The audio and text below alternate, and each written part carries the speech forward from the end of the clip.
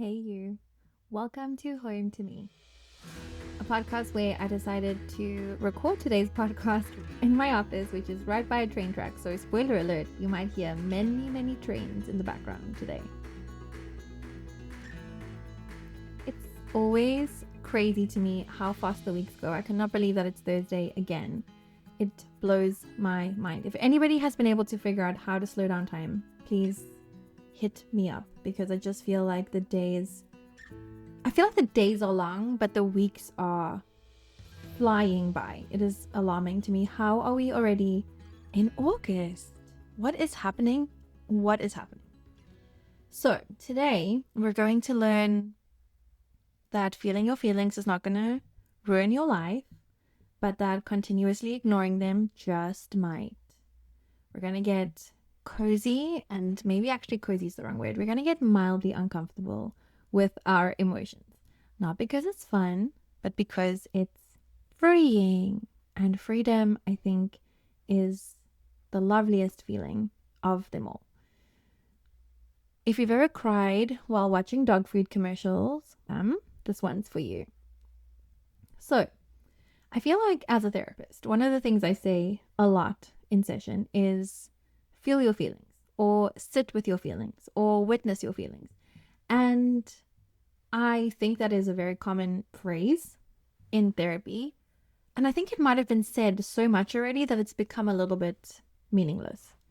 And so I felt like today would be important, in the spirit of building self-trust, to also trust ourselves to be allowed to feel, knowing that nothing bad's going to happen if we allow our feelings to, first of all, come into our awareness and for us to sit with them, but also then to move into a space where we can unpack our feelings and we can share our feelings and we can get a lot better acquainted with them and more comfortable with them, right? I feel like a big part of what I was struggling with before I was a semi-self-trusting person was that I had so many feelings about my feelings.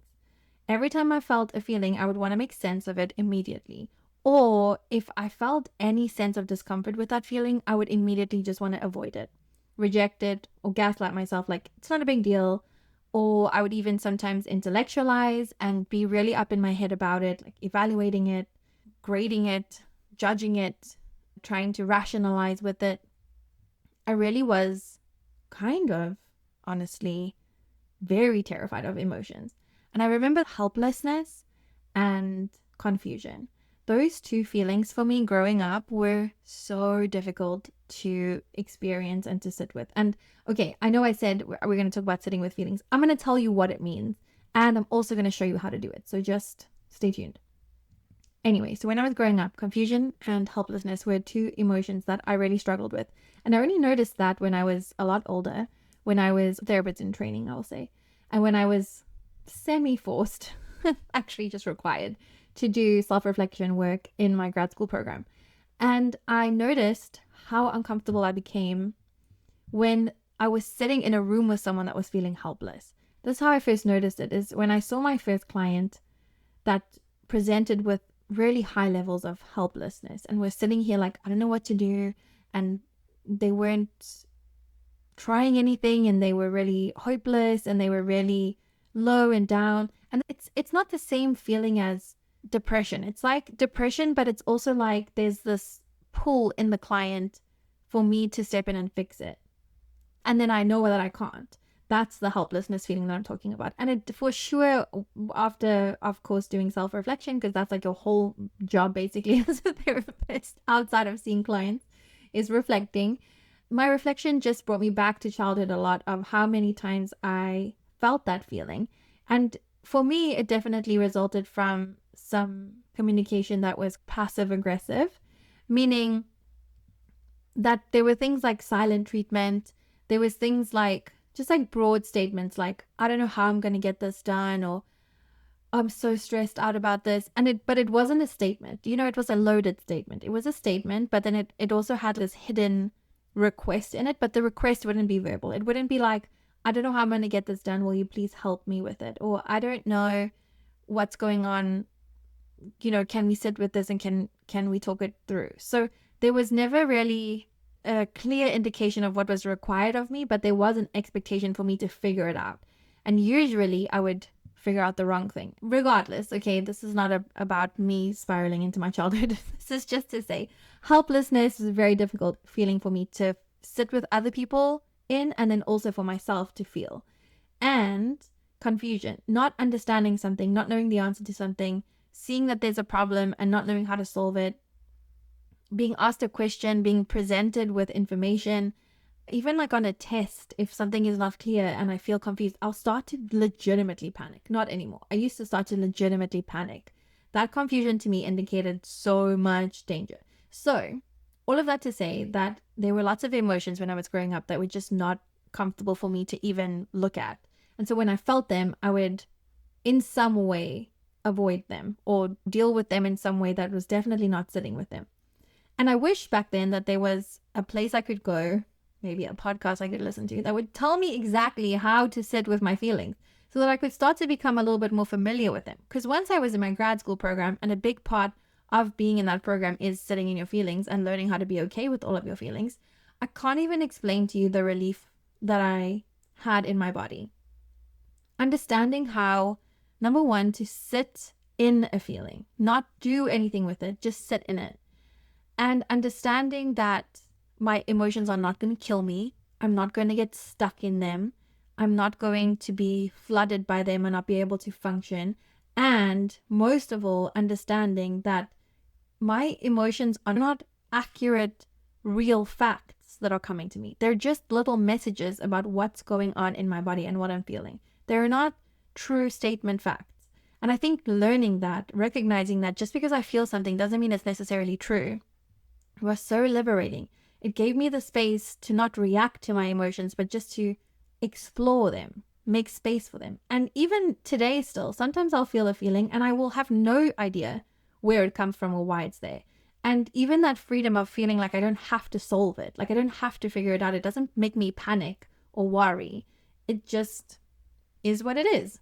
And I feel like if I had learned that when I was younger, I would have just been a much calmer human in general. I also think that when I was feeling a feeling and somebody else didn't feel like that feeling was appropriate, or somebody else felt like my level of feeling was not accurate, or somebody else disagreed that I should be feeling that way, I would then immediately try to do something with that feeling. Like it made me self-doubt. It made me worry that I was wrong. And it also made me, I guess, feel like dramatic, like I was over exaggerating stuff. So I had all of these feelings about my feelings also because of how other people would interpret them. And so today, podcast is going to be about unlearning that and relearning how to sit with emotions and just become, in general, a person that's a lot more free and has a lot more trust in themselves. Okay, so one of the things that I want to share from the bat is that feeling your feelings is not the same as wallowing or spiraling, okay?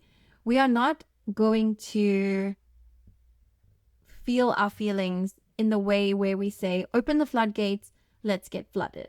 That's not what this exercise is going to be about. So I just want to make that clear because I have clients sometimes that are very worried to get in touch with their feelings because they almost don't know what's going to happen. And they have almost convinced themselves that whatever is going to happen is going to be bad. They're either not going to get out of it, or they're not going to be able to control it, or they're not going to be able to get rid of it, or they are going to learn something about themselves that they really don't want to know, or they're going to have to face something about reality that they're not ready to face. Like there's all of these catastrophizing thoughts around feeling your feelings that I noticed from clients. And so I want to say, practicing what we're going to practice today is going to help you not experience those things. Those things happen sometimes because we treat our bodies like feeling storage units, like my colleague Jenny says, not factories. So our bodies are feeling factories. We make feelings all the time, but our bodies are not designed to store those feelings. It's not like a giant warehouse with just like shelves and shelves and shelves and shelves and shelves of feelings that we keep inside our bodies. Okay, the idea is that a feeling moves through, not get stored away. If you store away your feelings for too long, I mean, think about it. Think about that you have a tiny warehouse and try to cram as many boxes in there as you can. What's going to happen? Not something good at all. And so that makes sense about why, when we are not a person used to processing our feelings, that we are scared something really big's going to happen. Because we're probably right. So if you do this more often, if you process your feelings more often, it won't get to the point where you just want to explode all over the place, right? I mean, we're humans. Sometimes it will. But in general, this will take the edge off, and this will teach you how to move through your feelings. Okay, so the first steps are going to be identifying the feeling. And the next steps are going to be how to sit with the feeling.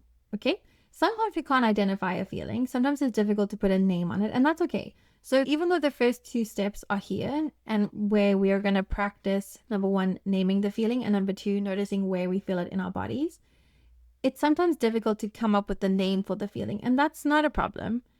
It's a good skill to learn. I think it's important for us to build our emotion vocabulary. What I'm trying to say is, don't panic when you don't know the exact name of a feeling. Let it hang around for a while and see if you can identify it. The more you practice, the better you'll get at it. So step one of sitting in your feelings is to pause and to name it. Identify it, right? Like, this is anger. This is sadness. This is grief. Like, you're going to name the feeling. And the second step you're going to do is you're going to notice where you feel the feeling in your body. These two steps are genuinely interchangeable. You can start with either one. I actually start with my body, where I'm like, oh, my chest feels tight. What is that feeling? Then I name it. Whichever way is easier for you. But what you're going to do is you're going to identify where in your body you feel it. In your chest, in your calves. Is your face tight? Is your stomach fluttering? Is your throat feeling very tight? Is your jaw locking up? Are your shoulders tense? Are your hands tingling? Where do you feel the feeling in your body? Okay? And this takes practice. And if you're a person who has been shut away from their feelings for a long time, this will be particularly difficult to do. Even naming them in your body will be hard. And so if you're having a very difficult time after practicing this a few times, and it's hard to find out where in your body your feelings sit, every single day, do what's called a body scan. Start, lie in your bed in the morning and in the nighttime. And as you move from the top down or the bottom up through your body, take each piece of your body, scrunch it up, and then let it go, and just feel how it feels. So scrunch up your toes, let them go. And then I'm like going to tell myself, so I'm going to do it right now. Oh, okay, my feet feel a bit tingly and my toes feel a little bit cold. Okay. And now I'm going to scrunch up my foot. Like, I'm going to try bend my foot in half. Okay, I'm going to let it go. What do I feel? Okay, the top of my bridge feels a little bit tight, and the heel of my other foot feels just a tiny bit tender. Okay, now I'm going to go to my calves. Tighten the calves and let them go. How do they feel? Okay, I feel like that's what you're going to do. That's a body scan. You're going to start at the bottom and go to the top, or you're going to start at the top and go to the bottom. And you don't have to do anything with what you're feeling. You don't have to say, okay, I have to blah, blah, blah. What you're doing is you're practicing bringing your brain's attention to your body. You're practicing connecting your whole body top to bottom. Feeling what's in your body, naming it. That's what you're practicing. And the more you practice, the better you'll get at it. So if you're having a hard time identifying where in your body your feelings sit and naming those feelings, start with practicing body scans. Do that for a week very consistently, and then try again with the feelings. Okay, what you're going to do while you are identifying where the feeling is and naming it is you're going to stay with it for at least 90 seconds. So you're going to set yourself a timer if you want. You're going to try do nothing with that feeling. You're not going to try and get away from it. You're not going to try to push it down. And you're going to try your best not to react to it. You're not going to say, oh my gosh, I'm feeling this. What does that mean? Or, oh, I hate this feeling. Or you're going to try your best to stay as neutral as you can about it, and just kind of pretend like you're taking one step away from the feeling and you're just kind of looking at it. That's what you're going to practice doing for 90 seconds. And that's one really quick, easy way to feel a feeling. So if that works for you, fantastic. But I think what also works for me is visualization. So what I do when I'm trying to teach a client how to feel their feelings is I use the metaphor of being Martha Stewart in your own brain.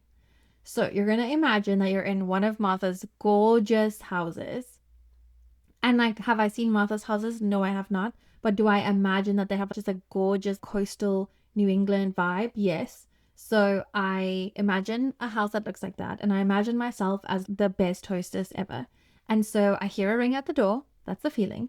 I walk over to the door and I open the door. And then I'm like, oh, hey, name the feeling. Oh, hey, it's anger. Oh, hey, it's sadness. Oh, hey, it's anxiety. Oh, hey, it's fear. oh, hey, it's helplessness. Oh, hey, it's confusion. Whatever the feeling is. And I'm like, come on in, have a seat, make yourself comfortable. And I pop in on that feeling every now and then. And I'm like, hey, still good? Do you need anything? So I practice being a host to the feeling. Like I don't, when the feeling's knocking at the door and I go open the door and I'm like, hey, how are you? I'm not like checking the feeling out. I'm not like, what is this feeling wearing? What did it bring with it? Like, is this feeling giving me attitude or not? I'm not making any judgments of this feeling. I'm just like, hey, here's anger. Come on in and sit on the couch. Because I think what we do sometimes, and I spoke about this right at the end of the last episode, is we want to make sense of our feelings the second we feel them, or we want to react to them. Either way, those are immediate responses we have to feelings. And it's very important, I think, for mental health to build in a pause as much as you can, to pause between feeling a feeling and reacting to it. Because all a feeling is a message. But sometimes a feeling can be misinterpreted as a true statement or an impulse or something like that. And there is actually an ability that you can develop to create pause between feeling a feeling and reacting to the feeling. It's not as impulsive and quick as you think it is. You are able to mindfully feel a feeling and not react to it. And I can tell you that because I do that in my job all the time.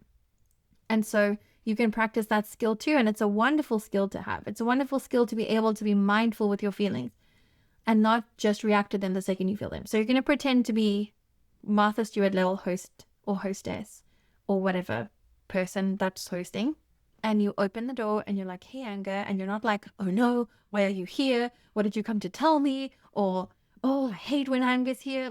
None of that. Try your best to be as neutral as you can about this feeling. Come on in, anger. Have a sit on the couch. Are you comfortable? Good. Do you need anything? And you're going to ask your feeling that, like, anger, do you need anything?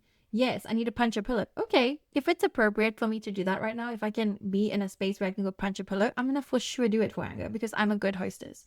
If it is an ask that's a little bit unreasonable, like, will you punch this person in the face? Like, obviously I'm going to say no because I don't want to get into that kind of trouble. And I'm like a good host, but I'm also not like a pushover people pleaser. So I'm going to say, anger, I'm actually not going to punch somebody in the face right now, but I will take some deep breaths to help you calm down. You're just going to treat anger with kindness, but not like give into anger and not like be a bitch to it either. You know what I mean? Like that, you're going to try find that like you're just a good neutral host for this feeling, but you're also just like kind to it.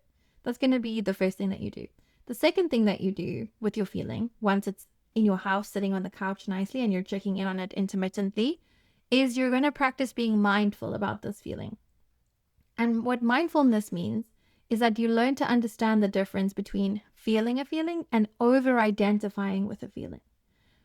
When we are not being mindful about our feelings, we are either dismissing them or we are over-identifying with them. We're either saying, this is not important, this is not a big deal, whatever, dismissing, or over-identifying means that we take on that feeling like as an identity, right?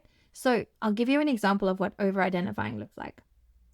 If you have a difficult relationship with somebody, if you guys are in like a hard spot, but at the same time, this person is very important to you and they are sick, let's say, and they ask you to bring them some food. In that moment, you might, in one part of you, have concern for this person that you're very close with, that they're not well, and feel sad and empathetic towards them for being sick. But you might also feel a little bit resentful that you now have to go take care of somebody that you are upset with or that you're having a hard time with, right? So mindfulness would be if you could hold space for both of those feelings. If you could say, I do care about this person, I am concerned about their well-being, and I am a little bit annoyed that I have to go take food to them right now. If you can just be okay, tolerate having both of those, that's mindfulness. However, if you pick one and you over-identify with it, for example, if you say, I feel resentful, oh no, does this mean I'm a bad person? Does this mean I don't care? Am I just a resentful person? Why am I so negative? If you take that feeling and you run with it like that and you start to make it a part of your identity as if you're having the feeling because you are that kind of person, you're feeling resentful because you don't care about anybody, that would be an example of over-identifying with that feeling. People also over-identify with anxiety a lot in therapy, where they say They don't say, I'm experiencing anxiety. They say, I am an anxious person. And when you say I am an anxious person, you're over identifying with the emotion of anxiety because everybody feels anxious at different points. And yes, absolutely, some people feel anxiety more often than others. But once you make it a part of your personality, it's very difficult to be mindful about it because it feels like it is you. It doesn't feel like there's any distance. And so you want to be mindful because you don't want there to be too much distance. You want to push the feeling away, but you also don't want to over-identify with it. So that's going to be the next part that you're going to be mindful about your feelings. So number 1, invite them in, be kind to them. Number 2, be mindful about them. The third thing that you're going to do to make it easier to sit with these feelings for 90 seconds is you're going to remember that you're a human. You're going to remember that there is a thing called common humanity, okay? And common humanity is a reminder that you are not, number 1, an extremely unique and different person from the rest of humanity, okay? Humans are all equal. That's my very core belief, and feel free to disagree with me, but I think it's true.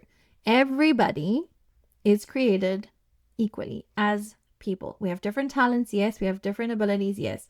But as human beings, we are all equal, which means we all deserve to be human beings.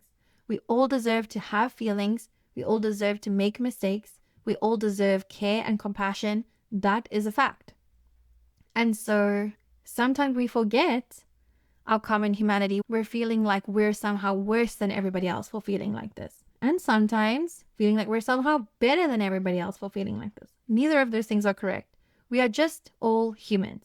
And humans feel and they make mistakes and they don't make sense and they have confusing, conflicting experiences and they have random thoughts and sometimes they're irrational and whatever. That's just like part of being a human. So don't freak out at yourself for having a feeling, even if you don't understand where the feeling comes from. You're a human. That's what happens to us. Okay? Common humanity. So these 3 things are actually from Dr. Kristen Neff, who is a leading researcher, and I feel like the first researcher, Dr. Kristen Neff, of self-compassion and these 3 parts of self-compassion. She talks about self-compassion having kindness, mindfulness, and common humanity at its core. And if we can practice those 3 things and show our emotions this level of compassion, it makes it a lot easier for us to sit with that feeling, to stay as neutral as we can about it, but at least to keep the feeling in our bodies in a mindful way where it doesn't overwhelm and flood us, but also we're not trying to avoid it. So when you're trying to practice feeling a feeling, you're going to remember to be self-compassionate, and you're going to use these 3 pieces that Dr. Kristen Neff came up with. And I'll tell you how I remember them. Well, I remember them automatically now, but how I like to think about them is I like to remember kiss my hand. So when I'm having a big feeling, I imagine that I'm like a Disney princess and there's like a very handsome prince or princess, whatever, like holding my hand like, like a princess and then kissing the top of it. I do that to myself, like you just heard me. I like pick up my own hand, bring it to my mouth, kiss my hand, and then hold it against my chest. And that reminds me that I need to be self-compassionate about my feelings. And I've done that so many times now that it sometimes just comes automatically to me, especially when I'm having a feeling that I have a really hard time with. Then when I do that, I remember kiss my hand. I remember be kind, be mindful, and you're a human. Kiss my hand, KMH. And so if you want to use that, you can, because it's very helpful to remember, especially in the beginning. And that is how you sit with feelings. Remember, feelings are not facts. Feelings are messengers. That's all. So invite the messengers into your house, have them chill on your couch for a while, check in on them, ask them what they need, decide if that's something you can give to them, and be self-compassionate about them. Okay? They'll leave when they're ready. The end. Okay. So I want to also just mention that if you don't let that feeling in your house, if you leave the door shut, that feeling is not going to get bored, turn around and walk away. That feeling is going to start banging on that door, or it's going to start sobbing on the other side of that door. Just because you don't let that feeling in does not mean it goes away. As part of this metaphor, I feel like this was an important extension of it to say kind of like our body's not feeling storage units, they're feeling factories. And so that feeling's not going to go anywhere. You have to move through it, right? You can't go, I don't know if you can hear my stomach growling, oh my goodness. You can't go over it, you can't go under it, you have to go through it. That's how feelings work. Okay, so don't leave your feelings banging at the door, because they're not going to go away. They might go away temporarily, but usually just to go get like something massive to break the door down with, or to go rally up some more feelings so that they can like ambush you. That's usually what ends up happening. So let the freaking feeling in. Let it sit on your couch. Be kind to it. Figure out what it wants. And then move on with your day, right? Check in with it intermittently. Don't judge it. Don't freak out about it. Just let it exist there. It's very normal to be scared of feeling specific feelings, especially if you grew up in a house that taught you that certain feelings were unsafe. If it was not safe to be scared, if it was not safe to be sad, if it was not safe to be angry, if it was not safe to feel proud of yourself, if it was not safe to be needy, if it was not safe to be selfish, anything like that, then you're going to learn that. Then you've learned it, okay? It's in your brain. So it's your job to unlearn it. But it's also okay that that is how you feel about that feeling. Don't judge yourself about that, okay? We all learn different things in childhood. Also, there are going to be times where maybe the feeling hasn't been let in for a long time, and now we're letting it in, and it might feel overwhelming. And it's important to remember that your feelings are created in your body. So a way to get a feeling out of your body is to close your eyes, take some deep breaths, take a second to figure out where in your body that feeling sits, and then follow what that feeling wants you to do in your body to move it through. So maybe your shoulders are tight and you want to roll them. Like roll them, give into it. Maybe your fists are really like balling up and you have so much energy in your arm and you just want to punch a pillow. Punch it, do it. Help the feeling move through your body like that. You don't have to figure it out, but listen to it and say, what do you need me to do, feeling? What do you feel like would feel good in my body right now? Deep breaths are amazing regulating tools, but you have to do them consistently, okay? Stretching, shaking, dancing, great way to get feelings to move through your body.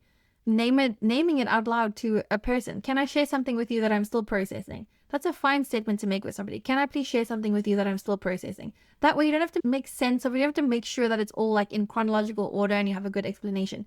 You just have a space to kind of like out loud process and just like talk through it. Journaling or voice noting, another fantastic way to just like get some stuff out of your body. And I think another important thing to remember is to titrate your emotions. Once you feel something, and if you over-identify with it, you're going to latch onto it and it's going to maybe feel overwhelming to you. So practice moving in and out of your feelings slowly, okay?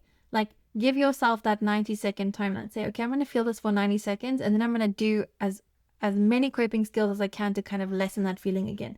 And do it with your easier feelings first. Teach yourself that you can move in and out of them. Teach yourself that you have capacity to feel them, but you don't have to like jump right in with all your feet at the same time, okay? All your feet, as if you have more than two.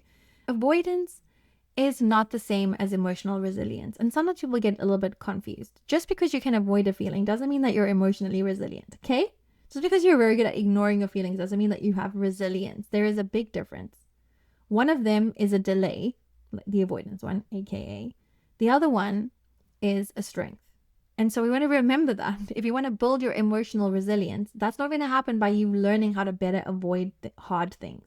It's going to happen when you engage in hard things and you see that you are capable of so much, that you are capable of being strong through so much. That's how you develop resilience. Anyway, this is going to be a prompt for you to think about for the next week. What feeling have you been keeping on silent mode?